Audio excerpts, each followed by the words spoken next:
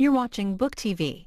Next, Rachel Maddow talks about the U.S. embrace of perpetual war as a way of life and looks at how our views of war and the business of war has changed since Vietnam. This is about an hour and 15 minutes. Good evening, everyone. I'm Lynn Pascarella. I'm president of Mount Holyoke College.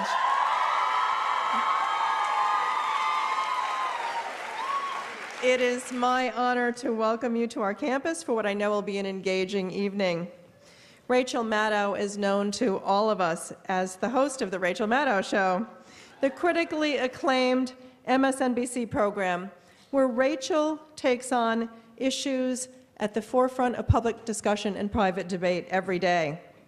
She is an author, a scholar, and one of the finest examples I know of Mount Holyoke's mission of using liberal learning for purposeful engagement in the world.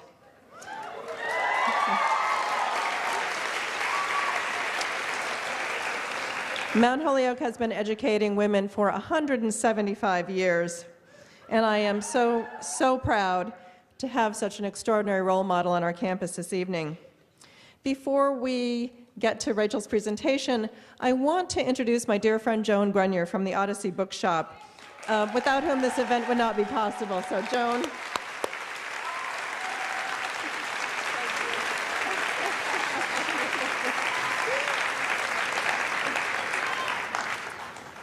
Hello, everyone. What a great night. First of all, I want to say, happy birthday, Cesar Chavez. He would be 85 years old. He would be 85 years old today, and he was very important in my political development.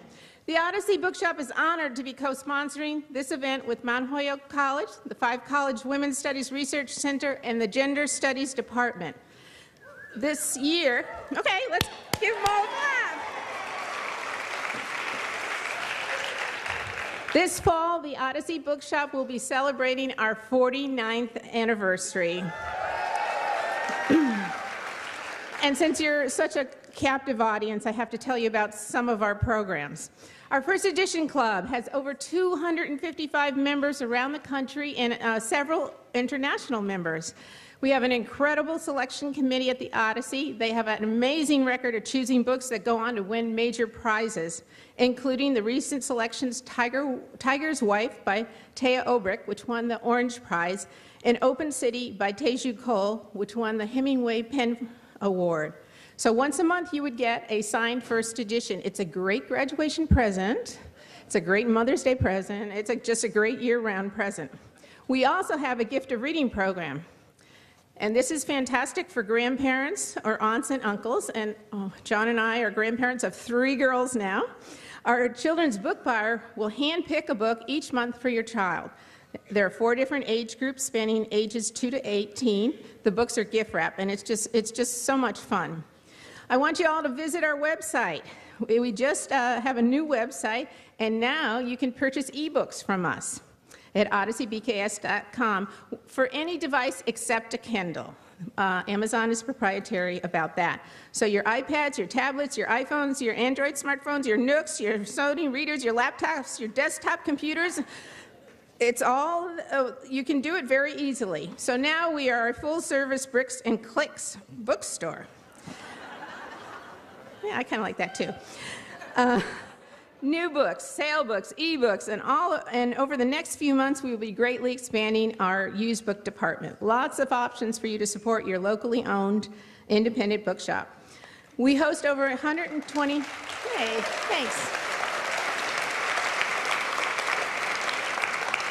We host over 125 events a year, and I want to tell you about a couple. Carol DeSanti will be with us on Thursday, April 5th at 7 p.m. She's a Viking Penguin editor known for championing independent original women's writing, and her new book is The Unruly Passion of Eugenie R. I didn't say that. It's French, so I can't do that too well. The book is set in bordellos, salons, and streets of 19th century Paris, a different time from what Rachel will be talking about tonight, a different war, but surprisingly resonant with the issues swirling around us today, especially with regard to women. And we are delighted to be co-sponsoring that event with the Five College Women's Studies Research Center. And an incredible reception will follow that at the center with desserts to die for. On April 10th, we are hosting the launch for Mount Holyoke professor, dean of faculty, and author Christopher Bemphy. Chris will discuss his critically acclaimed new memoir, Red Brick, Black Mountain, White Clay, Reflections on Art, Family, and Survival. And that event is co-sponsored with the English department at Mount Holyoke. Quickly, on April 19th, Vijay Prasad will be with us for his new book, Arab Spring, Libyan Winter. And on the 24th, Michael Clare from Hampshire College, The Race for What's Left, the global scramble for the world's last resources. And finally, on Wednesday, April 25th, National Priorities Project, which is an organization that we love dearly. Its national headquarters is in Northampton, Massachusetts. They're printing their first book, A People's Guide to the Federal Budget, and that will be at 7 o'clock. And we share a wonderful, yes, National Priorities Project. We share a wonderful staffer with National Priorities Project, and that's Sheila, who does a lot of the social media for both organizations. And finally, I do want to mention that Sarita Gupta, Mount Holyoke class of '96 and Executive Director of Jobs with Justice, is speaking upstairs in the New York room on April 18th at 4:15. So I have quite a fondness for Jobs with Justice. There's a wonderful local organizer named John Weissman. Okay, I'm married to him. A little bit about the signing procedures. There's over 400 people who will be in line, and there's a dance in here at 11 o'clock. So, no inscriptions, no post photos. We'll be calling you up by the signing groups A, B, C, D, and moving it right along. So this is Rachel's second event of the day, and she's in Cambridge tomorrow, so we want to keep the line going. I really would like you to join me in giving the Odyssey staff a warm round of applause. They have been incredible.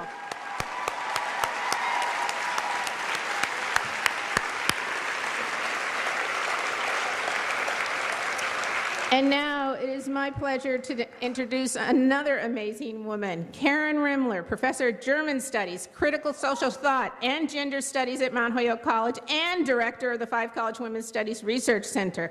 Karen has worked tirelessly to bring us all together today to hear Rachel Maddow. Karen?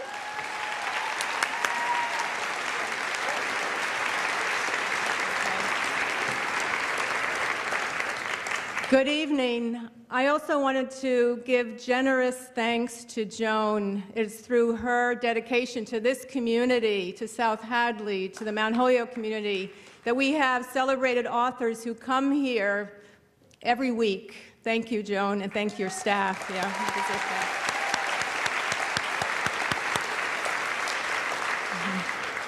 Many people work very hard to make this event happen, and I'd like to take just a minute to thank some people by name, and many of you know that we appreciate your work. I'd like to thank Elizabeth Lehman, who's the Assistant Director of the Five College Women's Studies Research Center, Bridget Barrett, the Senior Administrative Assistant, Gender Studies, Mount Holyoke College, Chris Bergbaum, who is working up there. Thank you. All of these people and many more have coordinated people, space, technology to make it possible for you all to sit here comfortably in anticipation of Rachel Maddow. I'd also like to thank the staff of Facilities Management and the campus police for keeping the peace and for setting up. Thank you so much. Okay. And then finally, a heartfelt thanks to President Lynn Pasquarella. She's very modest. She is also a frequent commentator on radio, as you know, so she's out there for us. Thank you. I have the privilege of directing the Five College Women's Studies Research Center, also celebrating an anniversary, 21 years. We are an international, interdisciplinary center that supports the work of feminist scholars, activists, artists, and practitioners from around the world, and here in the Pioneer Valley. In fact, as you know, the Pioneer Valley and the 5 colleges are probably the largest concentration of feminists in the world.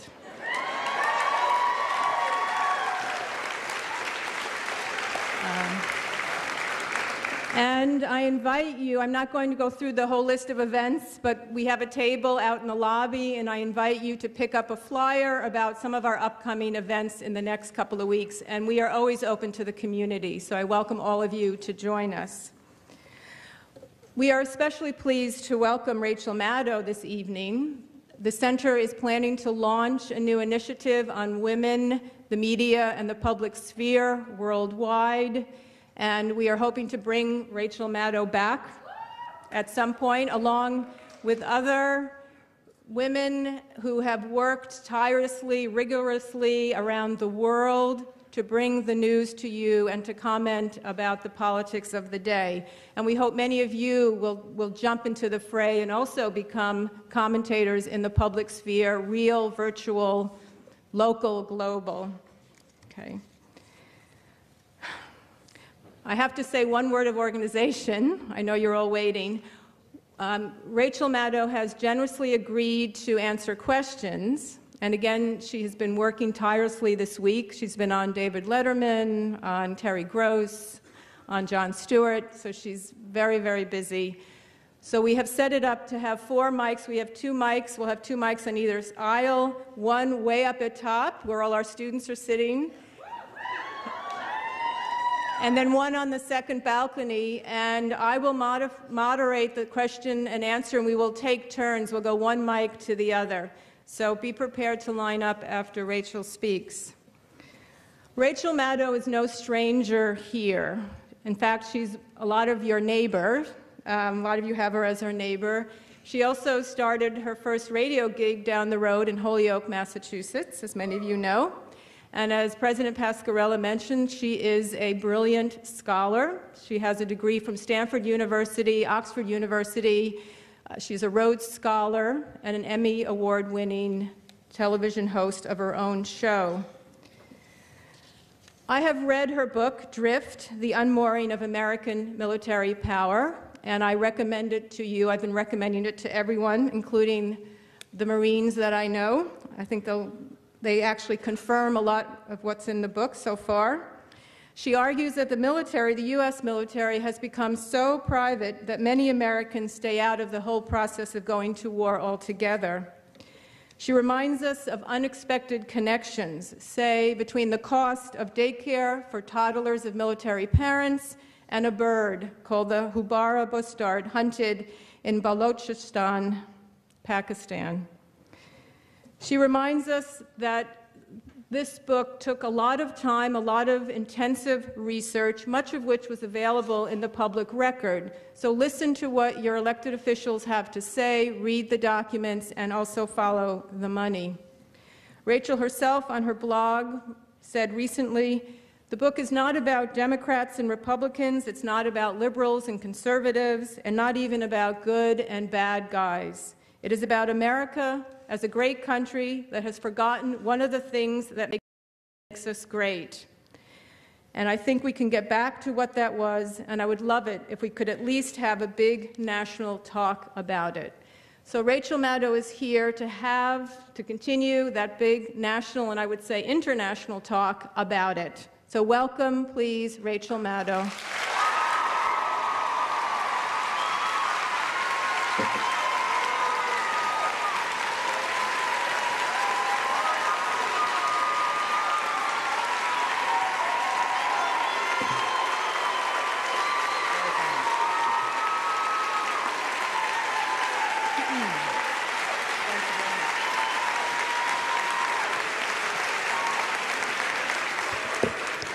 You're embarrassing me. Thank you. I have 4 hours and 45 minutes left of being 38. Oh.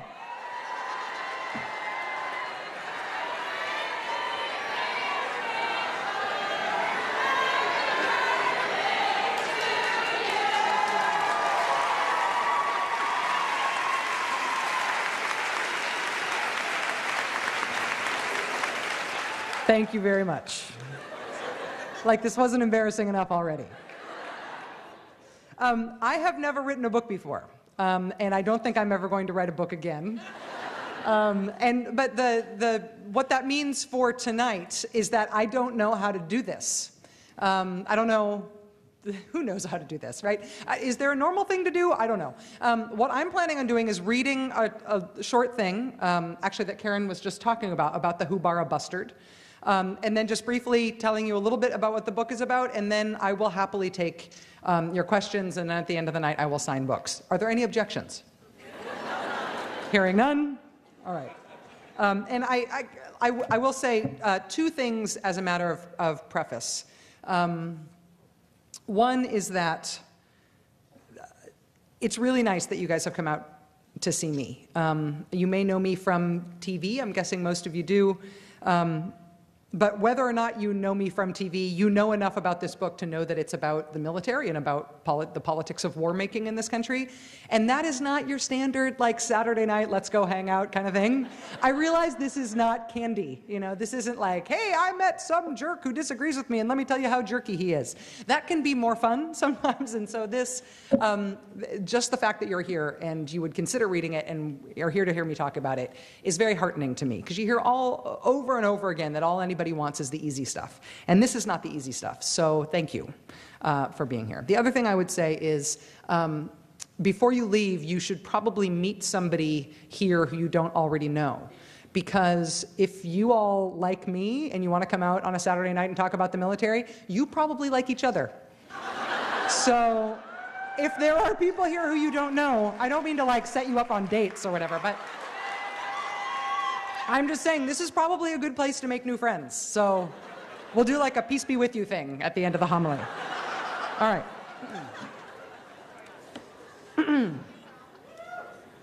The Hubara bustard is not a particularly large or regal bird. It looks a little like what you might get if you bred a common pheasant with an ostrich, like a miniature ostrich with a shorter neck and legs. Or maybe it's like a pheasant on steroids with a stretched neck and sprinter's legs and a much more impressive wingspan. But the little fella, the Hubara bustard, has recently provided crucial assistance in making America's war in Afghanistan and its spillover in Pakistan the longest-running military hot show in our nation's history. In May 2011, Pakistan got its nose out of joint when U.S. Special Forces sprung a surprise mission on a compound in Abbottabad and offed the most infamous terrorist on the planet without giving a heads up to the host government.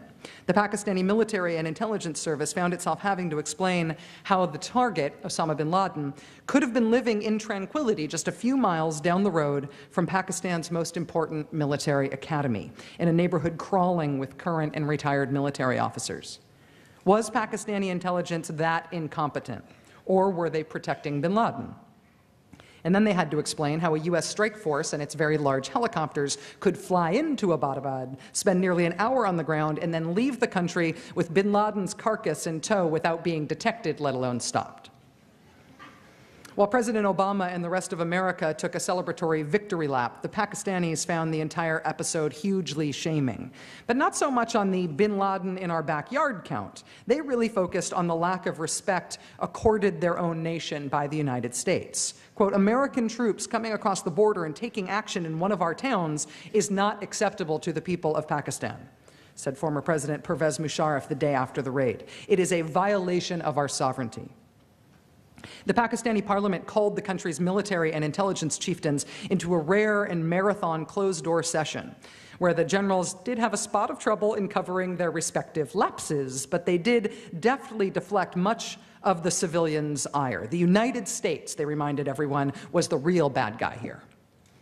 The generals had little trouble encouraging Parliament to formally demand that henceforth the United States would ensure that Pakistan's national interests were fully respected. Ally schmally. The Pakistani people deserve some respect. To add some bite to this declaration of sovereignty, the generals suggested a good first step would be forcing the U.S. to shut down the secret program the CIA had been running out of an airbase in a remote corner of Pakistan called Baluchistan. Unfortunately, in publicizing their demand that the CIA leave that airbase, The generals also revealed to surprised Pakistani legislators that the CIA had been using that airbase. This was cause for an uproar in Parliament. But the fact that the CIA had been flying armed drones out of the airfield known as Shamsi came as much less of a surprise to the citizens of the areas those drones were targeting, the tribal regions. The CIA's rather dumpy-looking, high-tech, unmanned aircraft had been used mainly for surveillance in the early stages of the war in Afghanistan, but they could also be armed with Hellfire missiles. Very occasionally, from 2004 to 2007, and more frequently in 2008, the George W. Bush administration had used drones to launch airborne attacks on suspected terrorists in Pakistan. When the Obama administration took over in 2009, the number of drone attacks spiked. The next year, the 2009 numbers more than doubled. The Obama administration refused, as a matter of policy, to officially acknowledge the CIA's drone attacks. But in the days following a big get, they announced that some key al-Qaeda or Haqqani network leader was killed, as if the event were an act of providence, or like a rainbow, a remarkable atmospheric happening. These drone attacks had become the centerpiece of Obama's recalibration of America's global war on terror, even if we didn't call it that anymore. The Obama administration had no intention of pulling up stakes in Shamsi. Quote, "That base is neither vacated nor being vacated," was the anonymous but official word from Washington. It was a Mexican standoff in Baluchistan. Here's where the Hubara Bustard provided a little wiggle room in what was otherwise sort of a naughty situation. Naughty with a K, not naughty with a G. You forget about, you forget about homonyms when you're reading out loud. Well, that's weird. Anyway, this tiny forgotten strip of land that held the airbase in Shamsi, it turned out it did not actually belong to Pakistan.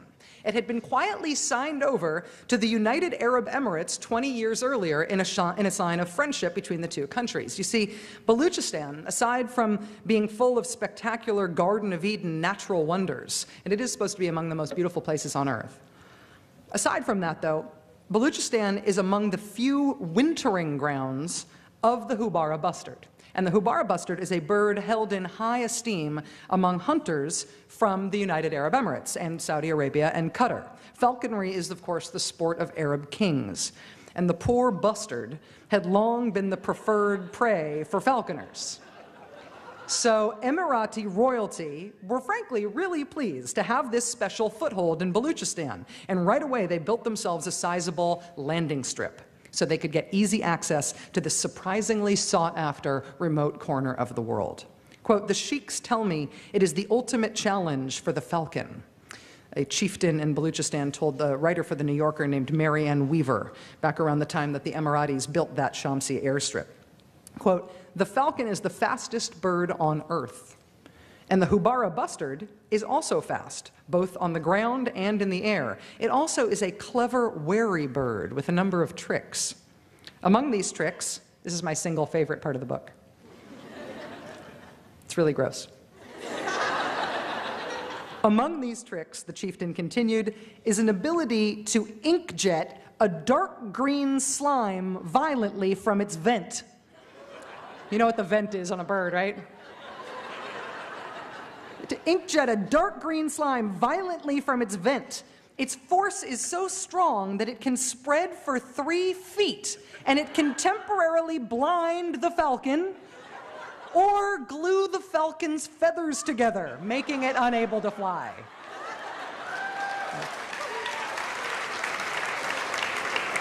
You now don't have to buy the book because that's the best thing in it. The belief also persisted that the meat of the Hubara bustard was an aphrodisiac. Not hard to see why the bustard had been sought and consumed with such sustained effort that the bird was nearly extinct on the Arabian Peninsula.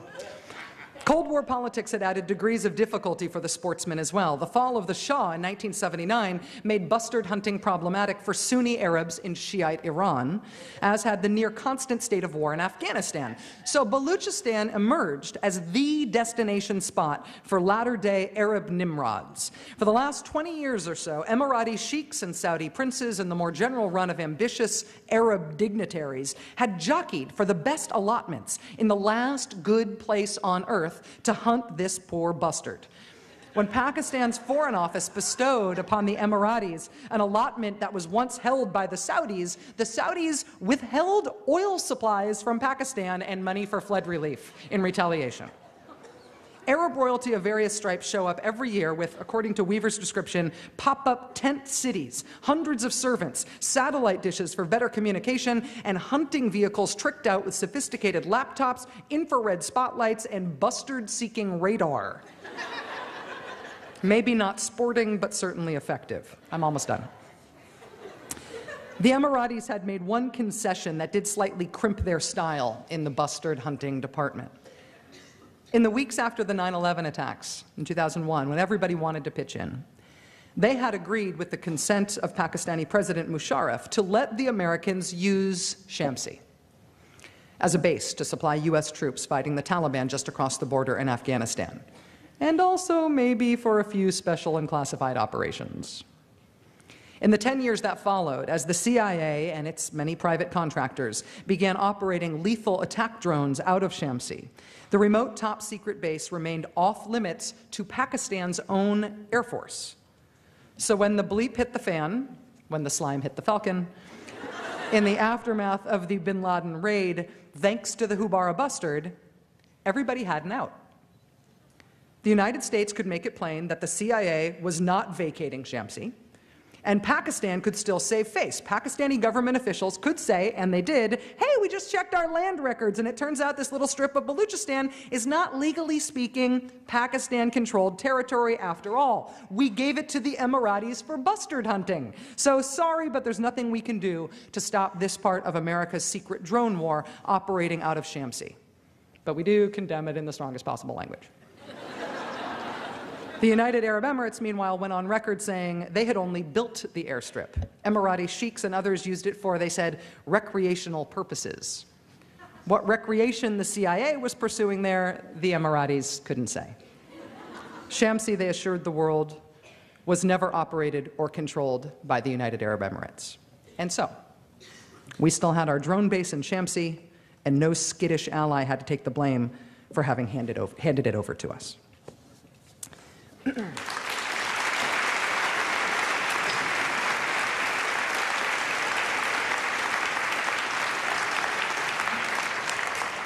So that's a little bit of how the book goes. That is the best part. Just not the whole section, but like that part about the slime, I think is the best. I am not an expert on the military. I am not an expert on war.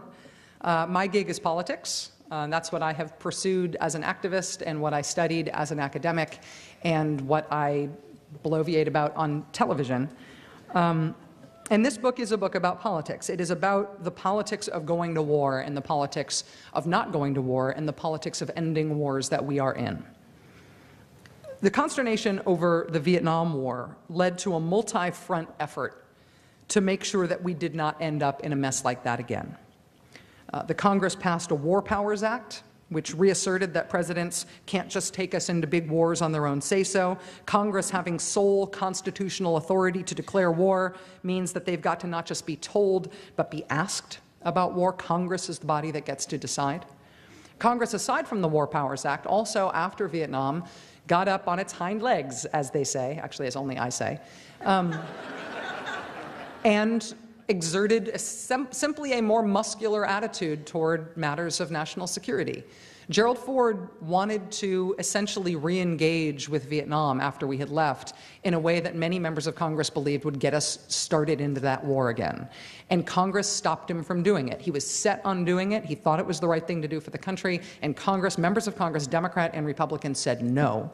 And when he and the Congress had a very, very serious confrontation over it, one that horrified Gerald Ford, he thought that Congress was way overstepping his bounds. They went so far as to tell him that they would use the appropriations process. They would withhold dollars to stop him from doing what he wanted to do. The powers of the presidency, I think, were confronted, even if they weren't changed, by that newly muscular attitude from Congress, but it is a balance. And that was a time when Congress flexed its muscles. But maybe I think the most interesting change that Vietnam brought us, that doesn't get as much attention in civilian life, because we don't feel like it's our business, really, was the Abrams Doctrine. Creighton Abrams was head of the Army as the Vietnam War was winding down, and he died very shortly after the end of the war. But before he died, he worked on something called the Total Force Policy, which usually gets shorthanded as the Abrams Doctrine. And the idea was that the military would be restructured so we couldn't go to war in big ways without disrupting civilian life, specifically without calling up the Guard and Reserves. When LBJ was trying to make a decision about escalating in Vietnam, he knew that he didn't want to make the argument to the country about why that was smart to do. He had been making the argument as a politician for years that it was not smart to escalate in Vietnam. LBJ would talk about not wanting to send American boys thousands of miles around the world to do what Asian boys ought to be doing for themselves. He was not in favor of it. He didn't want to make the political argument for it, and yet he felt like he had to do it. So LBJ's solution was, oh, we'll expand the draft. Nobody will notice that. We had had a draft constantly at that point in our country for decades. Bless you. But what he avoided, what he didn't do, because he didn't want to upset the country too much, is that he didn't call up the Guard and Reserves. He thought, there's all these people who are pretty well connected, who have well-connected parents at least, who are in the Guard and Reserves, and I don't want to go calling up the Guard and Reserves if I'm going to have to hear from all these well-connected constituents about this war that I don't really want to defend, so we'll do the draft, that'll keep it quiet. And not very many, compared to modern conflicts, certainly not very many Guardsmen and Reservists ended up serving on the ground in Vietnam. The draft was used to expand the number of people we had there instead.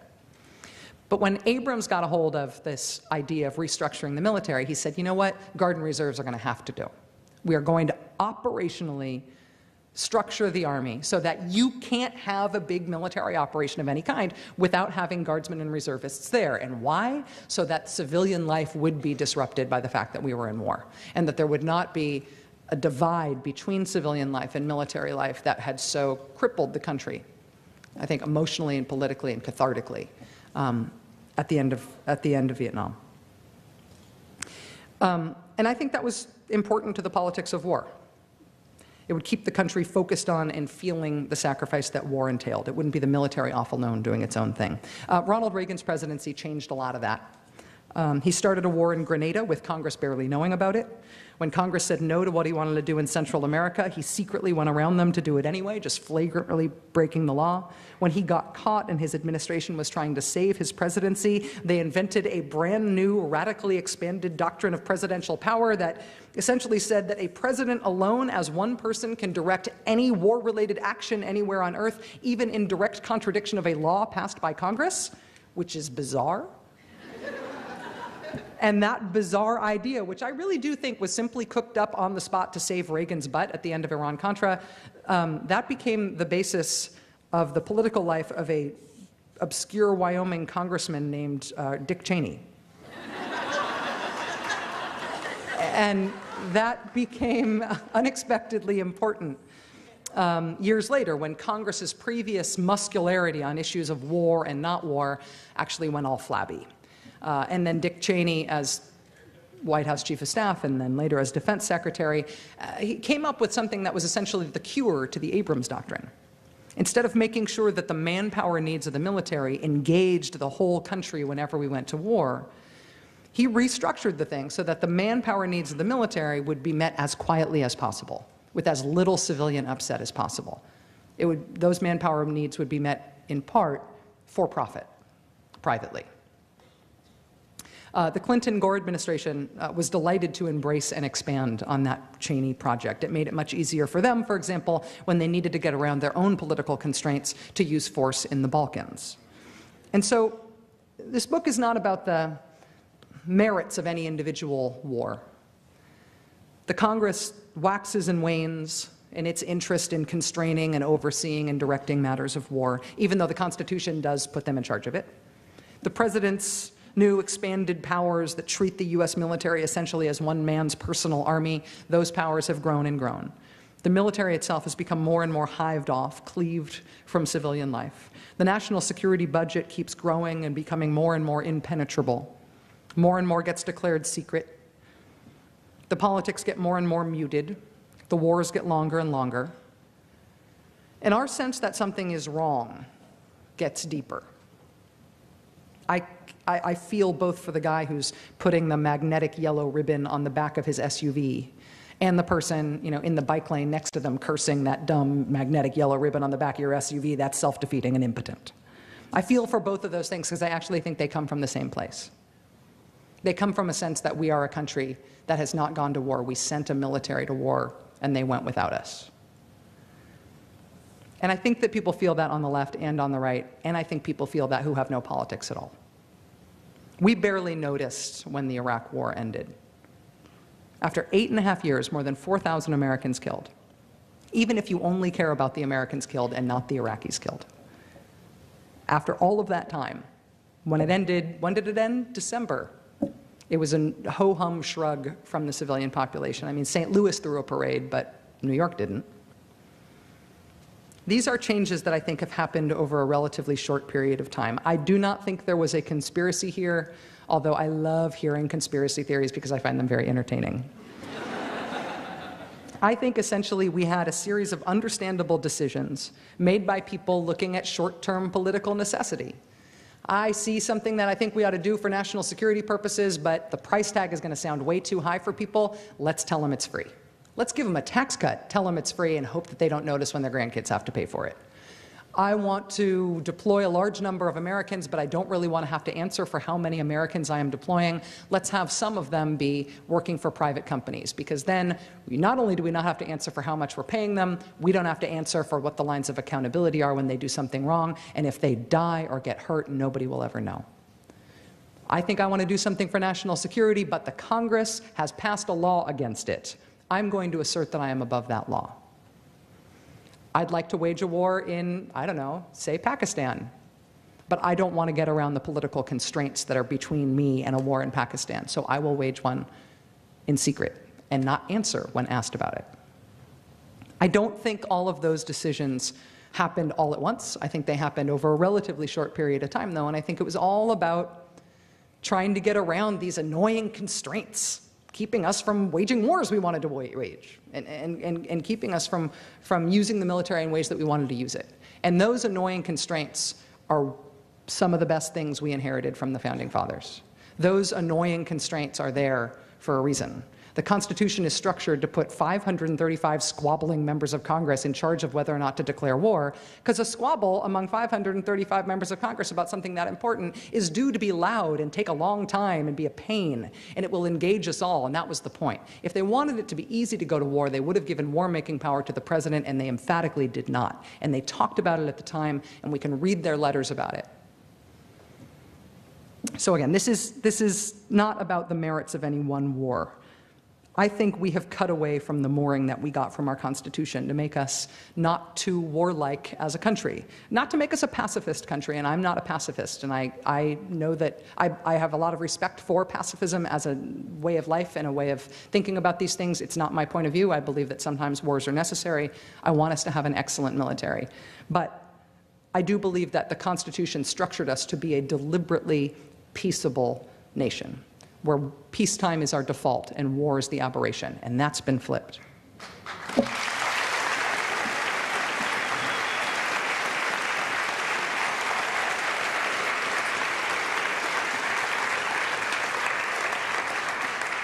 And it turns out there's this bustard that slimes falcons and makes their feathers stick together so they crash. And it turns out that if you leave nuclear weapons sitting around for too long, they grow fungus. So there, I really enjoyed writing this. I hate writing, but I liked writing this, and it came out the way I meant it to. And I'm grateful that you are here and would consider reading it, because I'd love for us to have a big national fight about this stuff. I think it can all be fixed. Thank you very much for being here.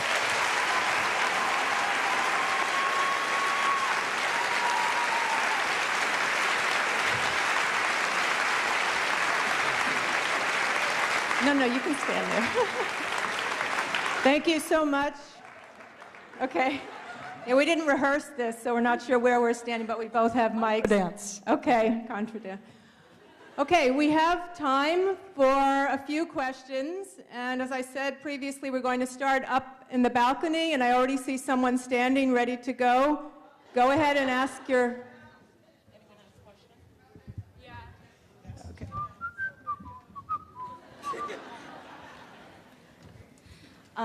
So I actually have a question about the parade for the vets that was in St. Louis. I was wondering both if you've seen any movement towards having a New York parade, and if you think there's any legitimate justification for not having that parade until all the vets come home. Excellent question. I totally think that there are two legitimate sides to the debate. I don't think that, I am inclined to think that we ought to do it, that we ought to mark the end of the Iraq War in a way that would let civilians say thank you to veterans, welcome them home, and to acknowledge that this thing that they did has been concluded. The Pentagon's line on it is understandable. And their line on it is, listen, you know, the Iraq and Afghanistan wars are separate political entities, but the same people have been fighting both of these wars. And we've got 90,000 Americans deployed right now in Afghanistan. And so to welcome them home from Iraq is essentially welcoming them home from a political entity when a lot of them are not physically actually home. And I absolutely, I have a lot of respect for that viewpoint. And a lot of people who I know who care about this issue as much as I do adopt that as their position. I've just talked to a lot of Iraq and Afghanistan veterans who say, you know what? I've been in both places, I've been deployed in both places, and if I were in Afghanistan right now, knowing that there's been a parade at home to mark the end of the Iraq War would make me psyched to be able to think about coming home to do that for me when I'm home from Afghanistan too.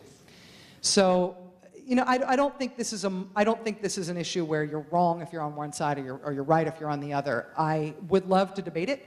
I think it's weird that the Pentagon wants there to be it says that they support there being parades in every other country, every other city in the country, but not in New York. Christine Quinn, who's the head of the city council in New York, and a few of the city councilors there still want to do it. Iraq and Afghanistan Veterans of America support the idea. The Pentagon's advising against it, but they don't probably get the last word on this. So I think it's still sort of an open question. But thank you. So we have a question in the second balcony. This one? Yes. Okay. Yeah. Rachel, I read and really enjoyed your book, but one of the premises of your book is the demise of the citizen soldier after Vietnam. And you discuss several reasons in Vietnam for that, but one you don't discuss is the fact that a significant portion of those civilian soldiers in Vietnam revolted, mutinied against their army, killed their soldiers, killed their officers when they resisted it. And this scared the shit out of the army. And ever since that incident, they have eliminated the civilian soldier. They have turned themselves into a professional army so they never have to face that kind of revolt again. Could you comment on that and why it was never mentioned in your book? Sure. I think it's implicit when you talk to the military right now about this I think left and right fulmination among civilians that we ought to bring back the draft. A lot of people have said to me about the book since it's come out, but I think people, whenever they talk about this issue broadly, talk about how we need to bring back the draft so that people are more connected to, civilians are more connected to the threat of military service, so everybody has some skin in the game. And the reason that usually gets shut down, doesn't go much further than that, is because the military says absolutely not. The military has absolutely no interest in there being a draft. They don't want to be in an environment, whether it's a training environment or a combat environment, with people who don't want to be there. Now, you're right, the last time that was true was in Vietnam. And ultimately, I think that the civilian soldier idea is broader than just the draft, is broader than just conscription. It is the idea that we are not a country that maintains a massive standing military force that we are looking to use all the time. I think that's something that the Founding Fathers debated, and we sort of decided something different than what we ended up with. The citizen soldier idea is that we have a peaceable economy and a peaceable country that is dislocated temporarily for the purpose of going to war, and then we go back to normalcy. That hasn't been true for a very, very long time. But it's a very good question. Okay, down here, please. We have the question kneelers down here. So I will confess I am a big nerd. I had your book overnighted to me and actually read it in advance of tonight. Thank you. I know. Do you agree that the bustard part was the best part? The green slime, definitely. Green slime, see? Yeah, and I actually grew up 30 miles from the fungus-riddled wings of Barksdale Air Force Base, so that struck home as well. But anyway, what struck me as interesting, most interesting about the book was you talk a lot about the executive branch, you talk a lot about the legislative branch, and there's not a lot about the judiciary. And we've, over the past week, witnessed the role of the judiciary in determining what is and what is not constitutional. And one of the premises of the book is that the executive has overstepped his constitutional authority to declare war. And I'm wondering why you don't think that there's been any role of the judiciary in this to check that power. It's a totally good question, and it is because the judiciary has deferred to Congress, because the judiciary looks at the division of powers in the Constitution and says, yeah, we know this isn't us, and we know it's not you, it's you guys. You guys are supposed to use your equal power as Congress to weigh in here and take that power back. And you see that in one point of the book, there's this forgotten to history now, and it's weird because it's not that long ago, but members of Congress sued in federal court, to stop George H.W. Bush from waging Gulf War I. This was My Lanta Tis of Thee chapter? My Lanta Tis of Thee, exactly. Which is all about, it's called My Lanta Tis of Thee because it's about George H.W. Bush feeling the weight of the world on his shoulders for having to make this decision about war as one man. And you just want to scream into the book, dude, it's not supposed to be you alone.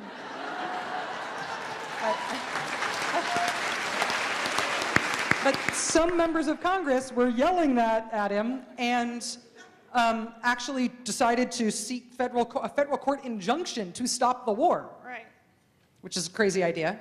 And the ruling from the judge in the case is a beautiful thing. It is really beautifully articulated. I could have essentially just plagiarized it and made that the thesis statement of the book. But at the end of it, he says, and having concluded that you are right, and the president is doing stuff he's not supposed to be doing, and these are Congress's powers, dude, these are Congress's powers. I, as a judge, can't stop him from doing anything. You, as Congress, have the power to stop him. But it can't just be this dozen members of Congress, however many people it was, a small group, suing to do it. You actually have to take action as Congress, which means you have to act by majority vote within yourself as an institution to stop the president from doing this thing. Do your job. And it's a bucket of cold water.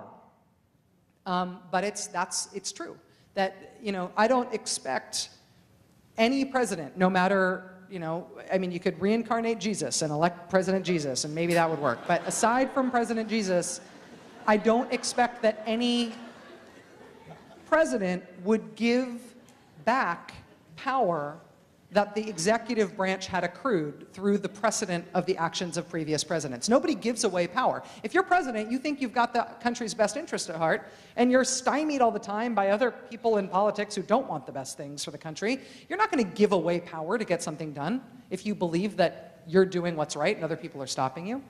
Presidents don't give power away. It's like an aged rubber band that only stretches one direction. Congress has to take that power back. And Congress has to do it on their own behalf.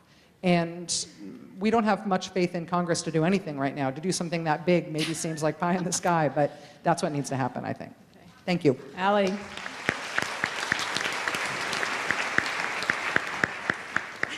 So first of all, it's just right to the mic. Hello. Sorry, I'm really tall. Sorry.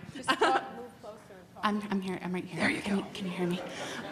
So first of all, thank you for coming out tonight. My question has more to do with the nature of the war that we're talking about. In your book, you talk a lot about more formal wars or formal declaration of wars. So my question is, what does the role of this sort of more stateless era of war in counterterrorism have to do with the military's functioning? Whether that's a reclassification of combatants as illegal or reinterpretations of wartime powers. What does that have to do with how the military is functioning that's different from before? Excellent question and very hard to answer. I will tell you. I think that basically, there is reasonable wiggle room in terms of the way that we are set up as a country under the president's commander-in-chief powers to do some things in an almost unilateral or temporarily unilateral way when speed is of the essence. When, the way the founders talked about it was to do things like repel invasion. There are some things where I think the president is given authority to act as a military commander outside what we think of as the constitutional prerogatives of war making. It's limited. It's very limited powers. And to the extent that war making right now is about transnational groups that don't have governments that speak for them and that don't have borders that they respect, I think that those two things have worked together to radically expand the amount of military power we use without any deference to Congress whatsoever. For example, we do a lot of our military work now through the CIA. And the CIA is essentially functioning as another branch of the military. But they are one that has deniability, I guess, they think, in terms of whether we explain or own up to their actions. And I can see why somebody who wants the power to act in the nation's national security interests wants the flexibility to be able to act anywhere in the world in secret, deny they ever did it, never explain it, and cover it up if necessary. I just don't think that's America. I can understand why somebody wants that power, but we're not designed to give anybody that power, at least in a sustained way. So I think it's put pressure on all the weak points of where we were already drifting anyway. Thank you. Thank you. Up in the balcony, top balcony. Good evening. Don't be afraid. Thank you so much for being here with us tonight. My question is, after the war in Vietnam, there was a very clear period of reflection and questioning, both on the part of the American public and American politicians, as to what are the lessons we learned from this war. And my question is, do you think that a similar period of reflection and questioning will come about in the aftermath of Iraq and Afghanistan, or are we too removed as a nation from our military actions for that to happen? That is the big $64,000 question. When I was on the Daily Show this week, and that was Jon Stewart's question. He said, I see all these things that you are implicitly praising after Vietnam happened after the national upheaval that was Vietnam. Do we need something that big again in order to assert, for example, Congress's power over these things, in order to make the kinds of changes that you say? And I think it's arguable. I mean, to have fought not only the longest war in American history, but alongside that, to have fought another 8.5-year long in Iraq, concurrent with the longest war in American history, and to have had only 1% of the population fighting those wars, and for them to be completely unpaid for, and for the civilian population to be continuously granting itself multi-trillion-dollar tax cuts over the course of those wars. When you put all those things together, I think you are approaching unsustainable crisis, just in terms of how we think of ourselves as a country.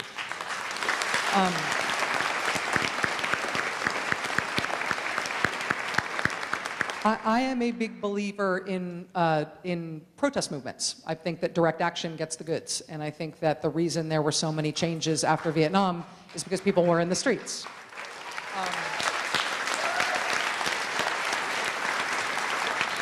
I don't foresee that happening on this issue now because we are inured to the fact that these wars are happening in our name, because it feels like it's something separate, because we don't even notice when Iraq ends. I don't foresee that kind of mass social movement, but we also have a situation in which there's no partisan affiliation in terms of how people feel about these things. How people feel about the Afghanistan war is completely disassociated from people's party position at this point. So that's pretty radical. Almost every controversial issue in American politics is bifurcated by party, or at least by liberal and conservative ideological lines. Not this. So no, we don't have a mass social movement pushing for this. But if anybody does push on these issues, I think they will find that they are pushing on an open door. I don't think there is going to be as much resistance to these things as we think. So to me, it feels fixable. I feel like the crisis that we are in is big enough. the way that it is manifesting is with a national disgust rather than with a national protest movement. It's going to remain to be seen. I do hope that this book can be part of naming the problem so we can talk about how to fix it. Thank you. Thank you. Okay, middle balcony. Hi. Your show and the information on your show, the stories that you tell, and your book are so well researched.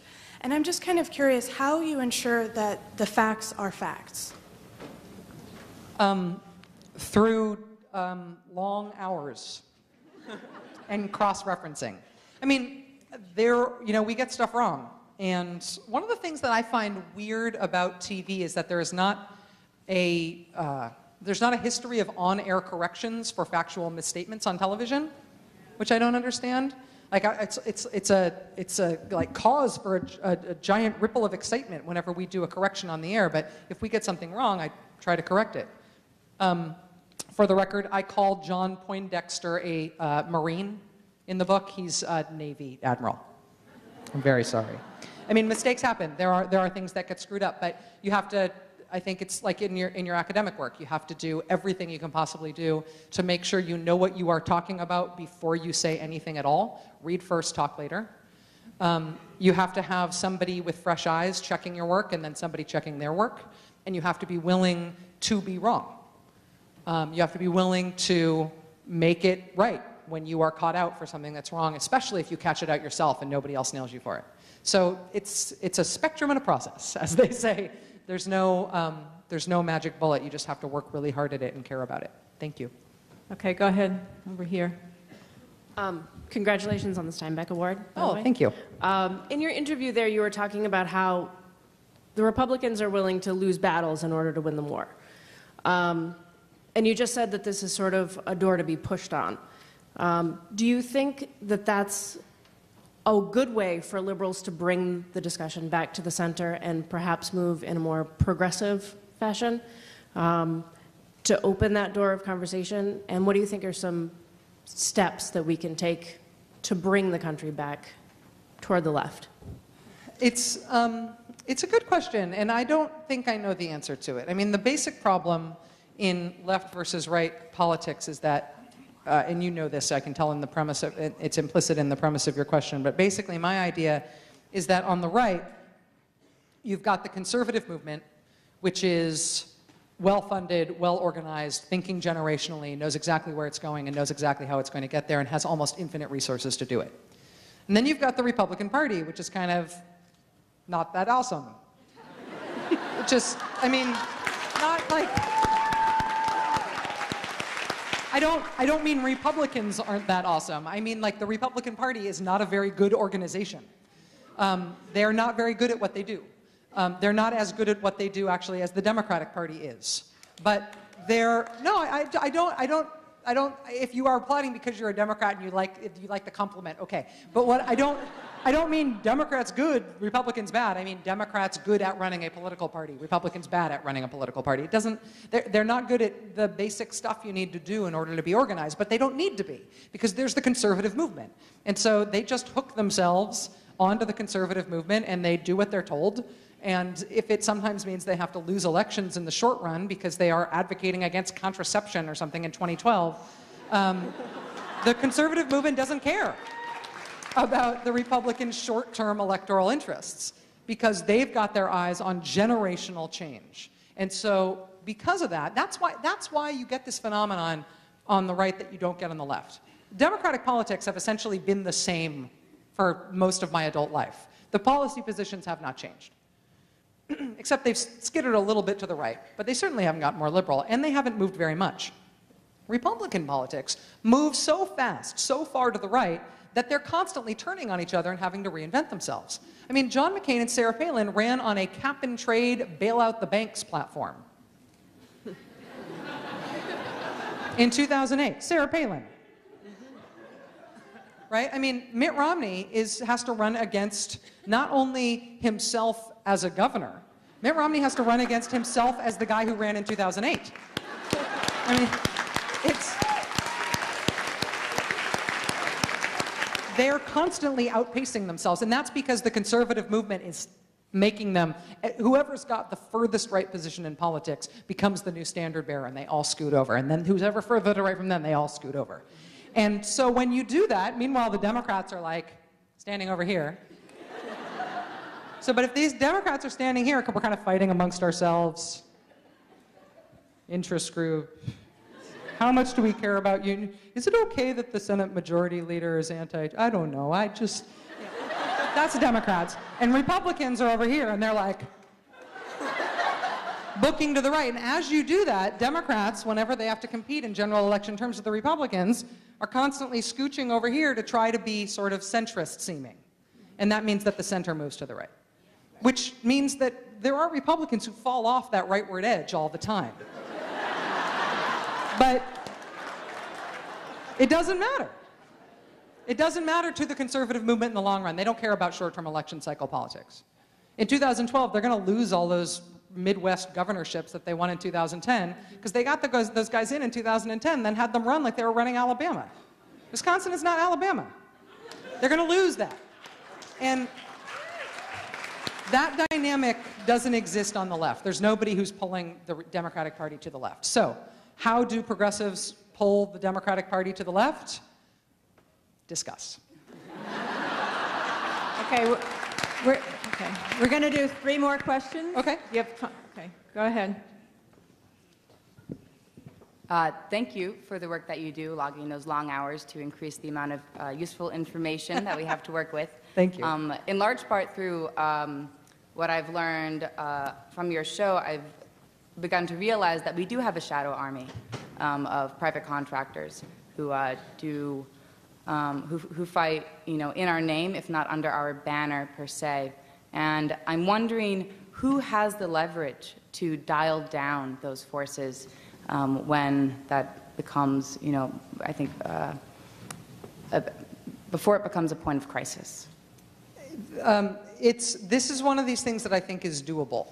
And you will hear in Washington that it's completely undoable. Remember back in the 2008 Democratic primary, both Senator Clinton and Senator Obama were very outspoken against the use of contractors for what used to be military purposes. They both said that they were going to dial those things way back, that there was no reason we needed to use contractors for things that the military used to do for themselves. It was not saving us money. It was costing us in terms of our accountability in the world, and it was causing all sorts of problems. They were doing all sorts of bad things that then our soldiers had to answer for in a way that wasn't safe, even just for our military.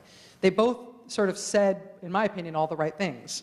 And now as Secretary of State, the State Department has a huge number of contractors, and as President, in charge of everything, the contractor issue has not gotten any better. So what they say in Washington is that, the contractors are just too integral to what we do. If we killed all the contractors, proverbially killed all the contractors, we got rid of all the contracts. In the short term, we couldn't do anything tomorrow. And maybe it feels that way. I'm sure the contractors have made themselves seem indispensable. But the reason I write about it a lot, and in some sort of disturbing detail about what happened in the Balkans in the book, is to remind everybody that it hasn't been that long that we have had Halliburton and DynCorp and all these groups peeling potatoes. It has not been that long, and we were fine as a military power before we had that happen. There's always been some involvement of private businesses and indeed profiteering in war making. But the outsourcing of the basic logistics of being at war, things like laundry, food, building barracks, driving convoys, VIP security, that kind of stuff, that was a purely military function really not that long ago at all. And so if it could be created in 20 years, it can be gotten rid of too. We can go back to the way it was. And where it came from is kind of a funny story. And I think it's chapter 4. But thank you. It could be done, and it takes will. And actually, there have been it's one of those things where there's been some interesting cross the aisle leadership on it. Claire McCaskill is a relatively conservative Democratic senator. She's conservative on some things, she's progressive on others. But if she gets reelected in Missouri, I expect her to be the one who holds the banner highest for doing that in defense. Thanks. Okay. On the balcony. Good evening, Rachel. I've been watching your show since the 2008 electoral season, so it's an honor to finally see you speak in person. Thank you. My question relates to the U.S. involvement in the recent crisis in Libya, where the U.S., working with NATO and the Libyan rebels themselves, was able to successfully oust Muammar Gaddafi from power without laying a single U.S. boot on the ground, so to speak. Do you see this kind of involvement working with intergovernmental organizations and focusing on less manpower and less financial burden as a viable kind of path forward for the United States in alternatives to long, costly wars like Afghanistan and Iraq? There is no Maddow doctrine of warfare. There's this really, really smart guy, national security reporter, this guy who I think of as like my kid buddy. He's like my punk rocker friend, Spencer. Spencer Ackerman, he writes for Wired.com, writes for Danger Room, and I did an interview with him about the book in which he was super harsh on the book, and it was this really confrontational interview, which is exactly what I expected from him. It's why I love him. But he was like, what I'm surprised by is there's no Maddow doctrine of how we should go to war and how we should get out of war. And boy, howdy, am I not qualified to do that, to be that. I think that it is worth really, in a non-ad hominem, in a substantive, non-partisan way, engaging with what is essentially Barack Obama's way of waging war in the world. And he is a multilateralist for some things. He is happy to wage secret war in a greatly expanded way all over the world in a way that he does not have to answer for because it's secret. That's the beauty of it for politicians. But when it comes to interventions that are not secret, that are overt, he is absolutely a multilateralist. And that was typified by what happened in Libya.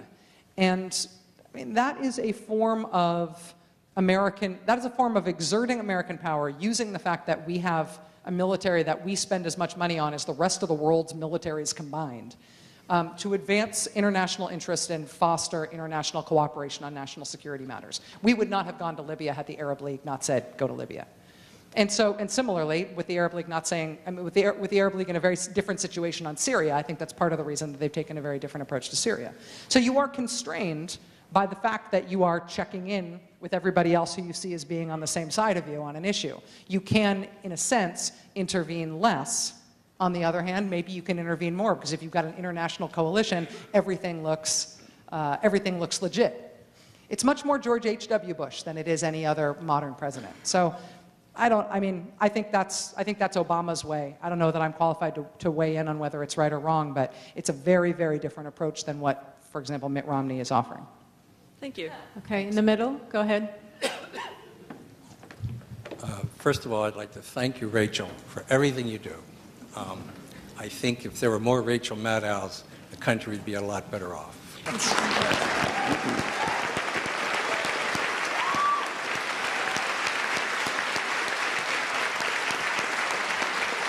That's very nice of you to say. There are no more Rachel Maddows.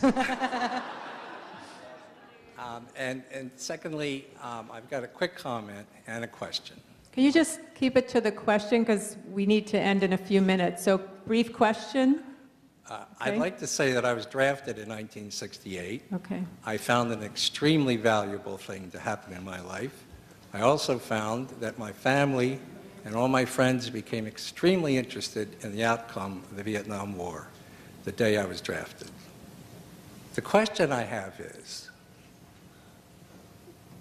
money is behind war.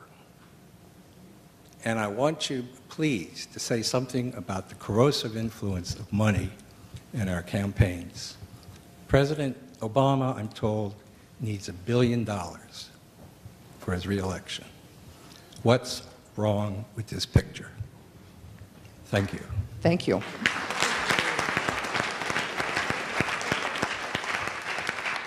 And this year, do we feel any differently about the idea that however many hundreds of billions of dollars are going to be spent on each side, that some hundreds of those billions will be spent by money that we can trace to nowhere? And the front page of the Boston Globe today is about how the likely nominee on the Republican side, the super PAC that is supporting him, is distinguished by the fact that a lot of the donations to that PAC are listed as organizations, as corporate shells. And so even when people are forced by the few elections rules we've got left to disclose something about where a donation comes from, if you put it through a corporate shell, there's no way to trace it back to a human. I always wonder if that means there's no way to trace it back to a country either. Like, if China had a real preference between Barack Obama and Mitt Romney, do we really think that they wouldn't figure out a way to, I don't know. That would be against the rules, they say. Yeah, if the FEC was in charge of enforcing speed limits, every American road would be an Autobahn.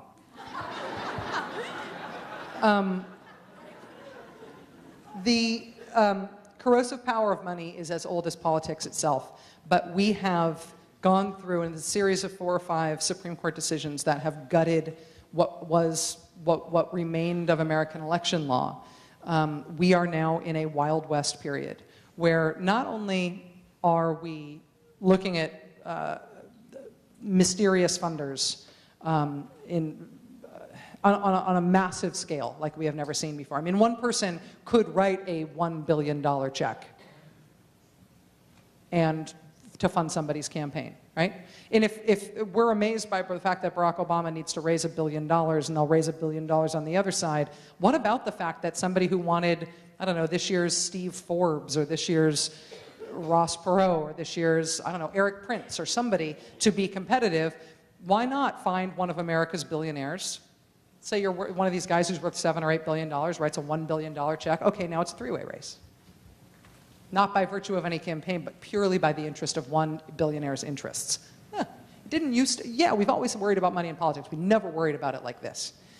So I think that we are in a position right now that's a very, very hard environment for political reform, because the corrosion here mostly came through Supreme Court decisions, and you don't appeal Supreme Court decisions.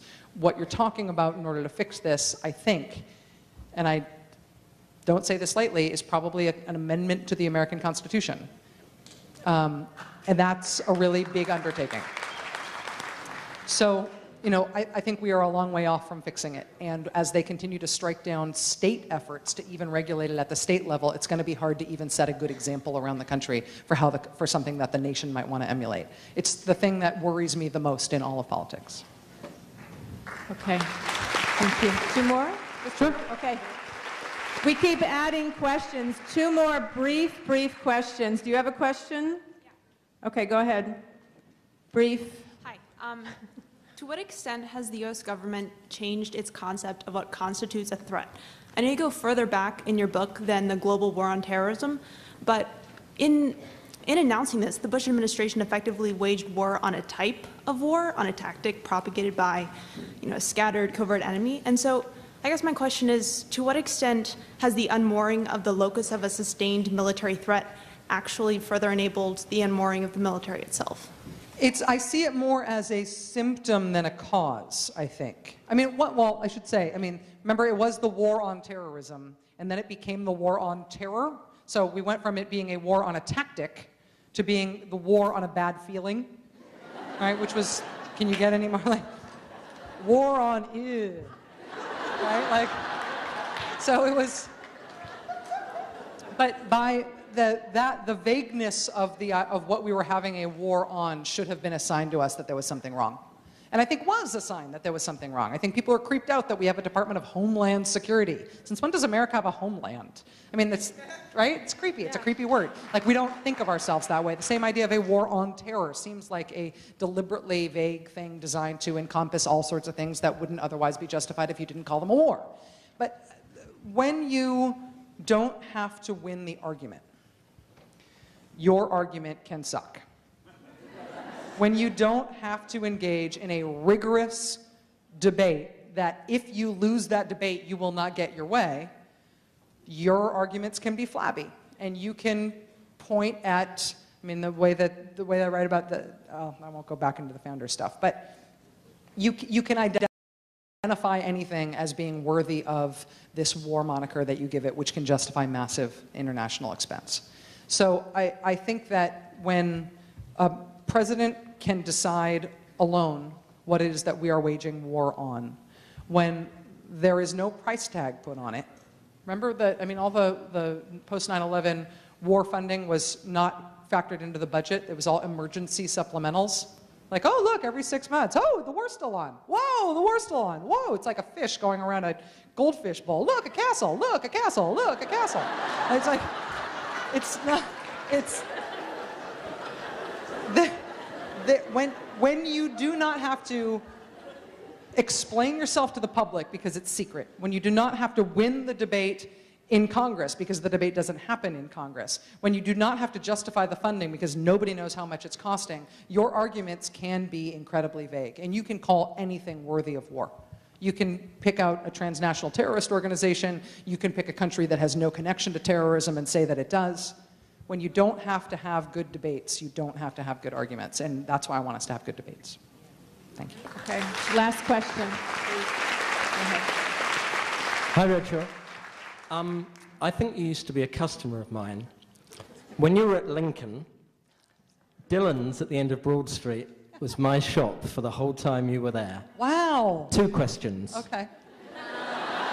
I'm so nervous. You guys don't know what I was like then. You still owe us no.